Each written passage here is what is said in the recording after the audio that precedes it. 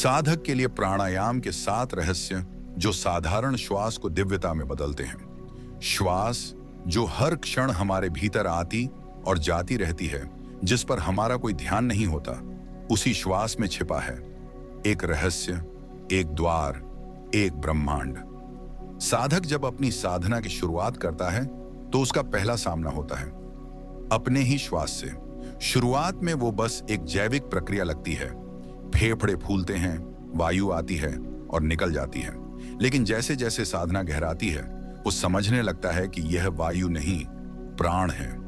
प्राण जिसे न आंख देख सकती है, न विज्ञान परिभाषित कर सकता है, लेकिन वही प्राण हमारे भीतर की चेतना को जागृत कर सकता है, मन की लहरों को शांत कर सकता है और हमें उस मौन तक पहुंचा सकता है जहां विचार समाप्त होते हैं और अस्तित्व बोलता है। प्राचीन योगियों ने कहा है, श्वास पर अधिकार आत्मा पर अधिकार है, लेकिन यह अधिकार बल से नहीं आता, बल्कि जागरूकता से आता है। धीरे धीरे हर श्वास को होश से महसूस करते हुए, हर आवागमन में एक मौन को छूते हुए।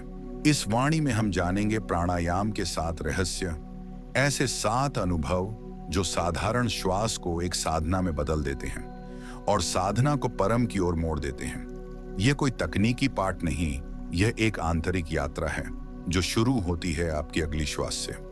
तो चलिए अपने ही भीतर उतरते हैं, जहां हर श्वास एक दर्पण है, हर मौन एक मंत्र और हर पल एक द्वार परम की ओर।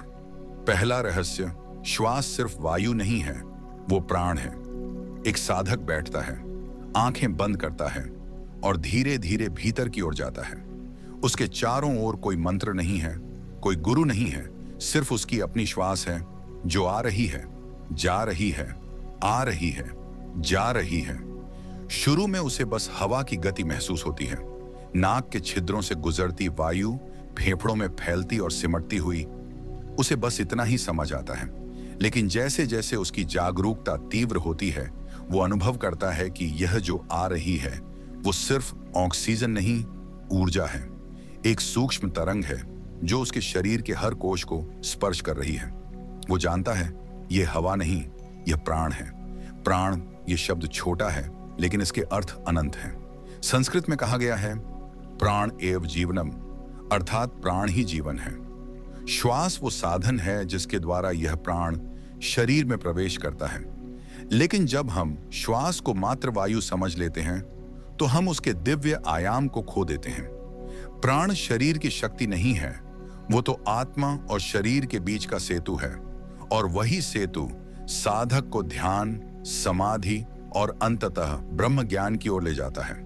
जब आप ध्यान से श्वास लेते हैं तो आप हवा नहीं, ब्रह्मांडीय ऊर्जा को भीतर खींचते हैं, और जब आप ध्यान से उसे छोड़ते हैं तो आप भीतर के विकारों को बाहर कर देते हैं। हर श्वास में छिपी होती है एक तरंग जो या तो आपको संसार की उलझनों में और गहराई में फेंक देती है, या फिर आपको परम मौन की ओर ले जाती है। साधक की यात्रा वहीं से शुरू होती है, जहां वह समझता है कि श्वास केवल शरीर का कार्य नहीं, आत्मा का संकेत है। तो अगली बार जब आप आंखें बंद करें तो याद रखें, आप केवल सांस नहीं ले रहे, आप प्राण को आमंत्रित कर रहे हैं, और जहां प्राण आता है वहां धीरे धीरे ईश्वर का अनुभव उतरने लगता है। दूसरा रहस्य, श्वास की गहराई चित्त की स्थिरता को जन्म देती है। एक बेचैन मन कभी ध्यान में नहीं उतर सकता। बाहरी शांति हो सकती है, पर भीतर विचारों का बवंडर चलता रहता है। एक साधक बैठता है, आंखें बंद करता है, लेकिन उसका भीतर किसी मैदान की तरह शोर से भरा होता है। विचार आते हैं, छटपटाते हैं और उसे फिर बाहर की ओर खींच ले जाते हैं। लेकिन वह साधक जो अपनी श्वास को गहराई से महसूस करना शुरू करता है, वो धीरे धीरे एक रहस्य को समझने लगता है कि श्वास की गति और मन की तरंगे आपस में गहरे जुड़े हुए हैं। जब श्वास गहरी होती है तो मन धीमा हो जाता है, और जब श्वास ही अस्त व्यस्त होती है तो मन स्थिर कैसे रहेगा। जिस प्रकार कोई जलाशय तभी शांत दिखाई देता है जब उसकी सतह स्थिर हो, ठीक वैसे ही मन तभी स्थिर होता है जब श्वास गहराई और लय में बहती है। योग के प्राचीन सूत्रों में कहा गया है कि प्राण को शांत कर लो तो मन अपने आप शांत हो जाएगा। इसलिए साधक जब धीरे धीरे लंबी, सहज और सजग श्वास लेना शुरू करता है तो केवल शारीरिक नहीं, मानसिक स्तर पर भी परिवर्तन आता है। विचार धीमे हो जाते हैं, अंतराल बढ़ने लगते हैं और उन अंतरालों में मौन उतरने लगता है। यही मौन ध्यान का प्रारंभ होता है। श्वास की गहराई साधक को मन की सतह से हटाकर अंतर की गहराई में ले जाती है। वो अब केवल विचारों को नहीं देखता बल्कि खुद को देखता है, उस स्रोत को जो विचारों से परे है। और जब ऐसा होता है तो एक नई यात्रा शुरू होती है जो चित्त की स्थिरता से आत्मा की जागरूकता की ओर जाती है। तीसरा रहस्य, इड्ढा, पिंगला और सुषुम्ना, श्वास के भीतर बहती ऊर्जा की त्रिमूर्ति। एक साधक जब ध्यान में बैठता है और श्वास को भीतर बाहर होते हुए अनुभव करता है तो वह सिर्फ हवा की आवाजाही नहीं महसूस करता, वो भीतर ऊर्जा की धाराओं को स्पर्श करने लगता है। योग शास्त्र में इन्हें कहा गया है इड्डा, पिंगला और सुषुम्ना नाड़ी। ये कोई शरीर के भीतर के अंग नहीं है बल्कि सूक्ष्म ऊर्जा मार्ग हैं जिनके माध्यम से प्राण शक्ति हमारे भीतर प्रवाहित होती है। इड्डा चंद्र ऊर्जा है, शांत, ठंडी और स्त्रैण प्रवृत्ति वाली। ये शरीर के बाएं भाग से जुड़ी होती है और मानसिक स्थिरता, अंतर्ज्ञान व विश्राम का प्रतिनिधित्व करती है। पिंगला सूर्य ऊर्जा है, गर्म, सक्रिय और पुरुष प्रधान ऊर्जा की वाहिका। ये शरीर के दाएं भाग से जुड़ी होती है और कर्म, गति व बाह्य ऊर्जा का प्रतीक है। साधारण जीवन में हमारी श्वास अधिकतर इड्डा या पिंगला में से किसी एक में प्रवाहित होती है। या तो हम अधिक क्रियाशील होते हैं या अधिक आलसी, या तो हम सोचते रहते हैं या भागते रहते हैं। लेकिन जब साधक अपने श्वास को संतुलन में लाता है, जब ईड़ा और पिंगला एक साथ समभाव में आने लगते हैं, तब धीरे धीरे सुषुम्ना जागृत होती है। सुषुम्ना वह मध्य नाड़ी है जो रीढ़ की हड्डी के केंद्र में स्थित होती है और यही वह ऊर्जा मार्ग है जो साधक को ध्यान, समाधि और ब्रह्म की अनुभूति तक ले जा सकती है। इड्डा और पिंगला द्वंद्व हैं, सुषुम्ना समरसता है। जब सुषुम्ना में श्वास प्रवेश करती है तो साधक द्वैत से अद्वैत की ओर बढ़ता है। वहीं से उसकी चेतना ऊपर उठने लगती है, मूलाधार से सहस्रार तक। योग में इसे ही कहा गया नाड़ी शुद्धि ही ध्यान का आधार है। जब साधक यह समझने लगता है कि उसकी श्वास केवल फेफड़ों की गति नहीं बल्कि एक सूक्ष्म ऊर्जा की दिशा है, तब वह सतही ध्यान नहीं बल्कि भीतर की यात्रा शुरू करता है। और यही यात्रा उसे अंततः परम के द्वार तक पहुंचाती है, जहां कोई इड्डा नहीं, कोई पिंगला नहीं, सिर्फ मौन प्रवाहित होती हुई सुषुम्ना होती है। चौथा रहस्य, कुंभक, पूरक और रेचक, मौन में विलीन होती हुई श्वास की त्रयी। एक साधक जब अपनी श्वास पर जागरूकता लाना शुरू करता है तो वो धीरे धीरे इस बात को जानने लगता है कि श्वास केवल आना और जाना नहीं है बल्कि उसके बीच में एक गहन ठहराव भी छिपा होता है। श्वास का पहला चरण है पूरक अर्थात भीतर लेना, दूसरा है रेचक अर्थात बाहर छोड़ना, और तीसरा जो अक्सर अनदेखा रह जाता है वो है कुंभक यानी श्वास का ठहराव। कुंभक कोई बलात् रोकी हुई श्वास नहीं है बल्कि एक ऐसी स्थिति है जहां श्वास स्वतः रुक जाती है क्योंकि भीतर एक गहन मौन उतर आता है। यह मौन किसी शब्द से नहीं आता, यह तप से नहीं आता, यह आता है जब श्वास की लहरें शांत हो जाती हैं और साधक एक क्षण के लिए न सांस लेता है न छोड़ता है। वो बस है, उस पल में न भविष्य है न अतीत, बस एक निर्विकार वर्तमान है जहां समय भी सिर झुकाता है। योग शास्त्र कहते हैं जब श्वास रुकती है तब मन की गति भी रुकती है और वहां आत्मा स्वयं को देखती है। पूरक में हम ब्रह्मांडीय ऊर्जा को आमंत्रित करते हैं, रेचक में हम विकारों और वासनाओं को छोड़ते हैं और कुंभक में हम ईश्वर के सन्निकट होते हैं। साधक के लिए यह आवश्यक है कि वह इस त्रयी को केवल अभ्यास के रूप में न देखे बल्कि एक आंतरिक संगीत की तरह अनुभव करे। पूरक एक आह्वान है, रेचक एक समर्पण है और कुंभक एक पूर्ण विश्राम। जब यह तीनों संतुलन में आते हैं तो श्वास एक द्वार बनती है जिससे गुजरकर साधक मौन की भूमि में प्रवेश करता है और मौन जहां शब्द नहीं वहां परम है।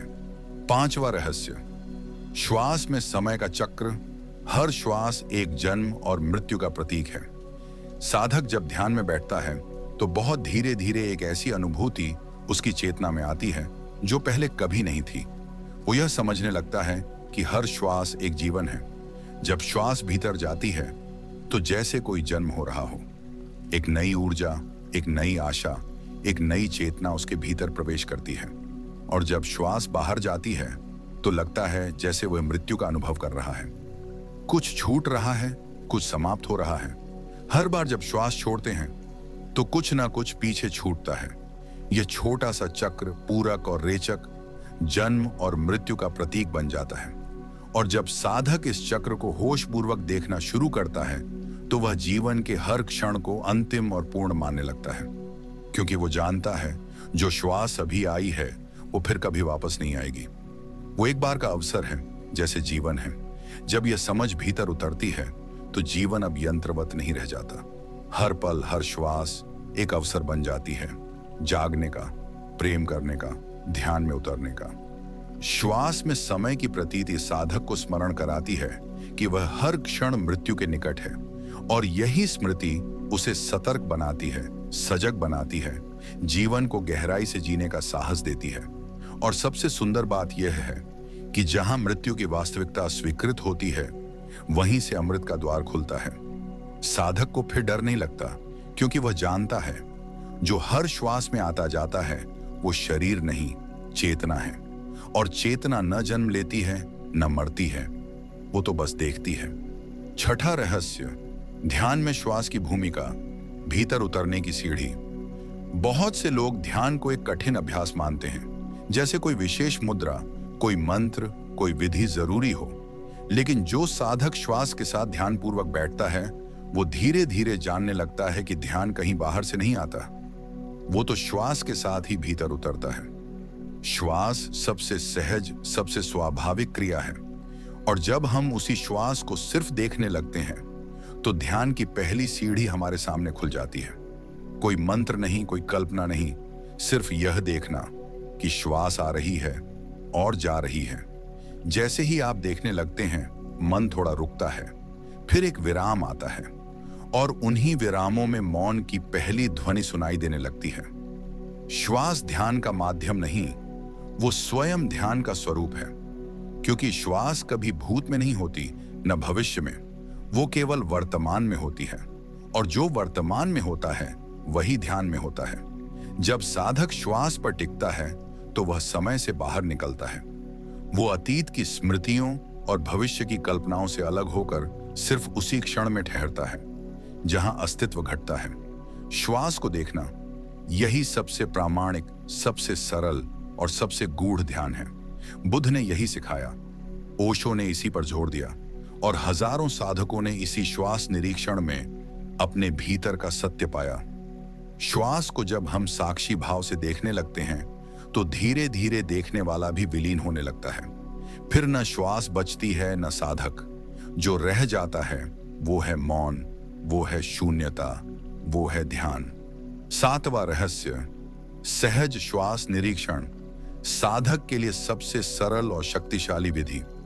बहुत से साधक सोचते हैं कि ध्यान तक पहुंचने के लिए उन्हें कोई विशेष तकनीक, कोई कठिन क्रिया या किसी गुरु की दीक्षा की आवश्यकता है। लेकिन जो वास्तविक अनुभवी होते हैं वो जानते हैं कि सबसे महान विधियां सबसे सरल होती हैं। सहज श्वास निरीक्षण, यही वह विधि है। कोई नियंत्रण नहीं, कोई प्रयास नहीं, कोई कल्पना नहीं, सिर्फ देखना, श्वास आ रही है और श्वास जा रही है।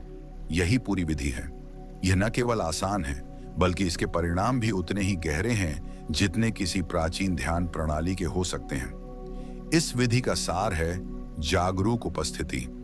जब आप अपनी आंखें बंद करके शांत बैठते हैं तो आप किसी भी विशेष मुद्रा में हो सकते हैं। पीठ सीधी हो, शरीर आराम में हो, फिर बस श्वास पर ध्यान दें, लेकिन न तो उसे बदलें, न गिने, न गहरी करने की कोशिश करें। बस देखें कि वह आ रही है, नासिका से प्रवेश कर रही है और फेफड़ों में फैल रही है, फिर जा रही है, धीरे धीरे बाहर निकल रही है। आप बस दर्शक हैं, साक्षी हैं, न नियंत्रक न साधक, बस मौन साक्षी। जब मन भटके, और भटकेगा ही, तो आप उसे पकड़ने की कोशिश न करें, बस वापस लौटें श्वास पर। हर बार, हर विचार के बाद आप फिर लौटते हैं अपनी मूल लय में। धीरे धीरे श्वास धीमी होती है, फिर श्वास की और जरूरत नहीं लगती। फिर ऐसा प्रतीत होता है कि श्वास भी रुक गई है और समय भी। वहीं से मौन उतरता है, वहीं से ध्यान जन्म लेता है। ये विधि न केवल ध्यान का प्रवेश द्वार है, बल्कि जीवन के हर क्षण में जागरूकता का अभ्यास भी बन सकती है।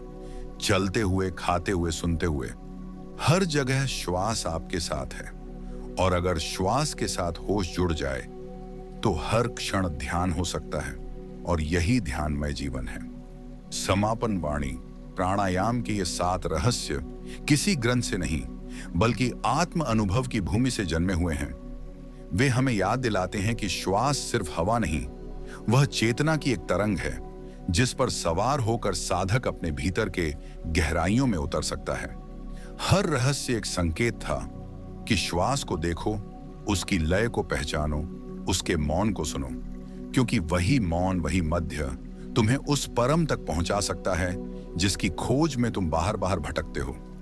जब तुम इड़ा और पिंगला के द्वंद्व को पार करते हो और सुषुम्ना की समरसता में प्रवेश करते हो, तो तुम केवल श्वास नहीं लेते, तुम परम को छूते हो। जब श्वास का ठहराव आता है, जब कुंभक स्वतः घटती है, तो विचारों की परतें गिरने लगती हैं, और जो रह जाता है वही तुम्हारा असली स्वरूप है। साधक वही है जो अपनी ही श्वास को साधना बना ले। न किसी तीर्थ की आवश्यकता, न किसी मंत्र की, बस होश चाहिए और हृदय का मौन। आज जब तुम अगली बार बैठो तो किसी अभ्यास की चिंता मत करना, बस बैठो और श्वास को देखो, क्योंकि हो सकता है वहीं उसी क्षण तुम्हारे भीतर ब्रह्मांड खुल जाए।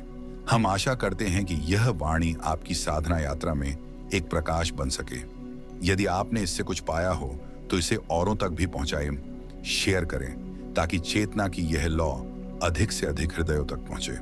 हम फिर लौटेंगे एक नई वाणी, एक नई अंतर यात्रा के साथ। तब तक के लिए आपका मंगल हो।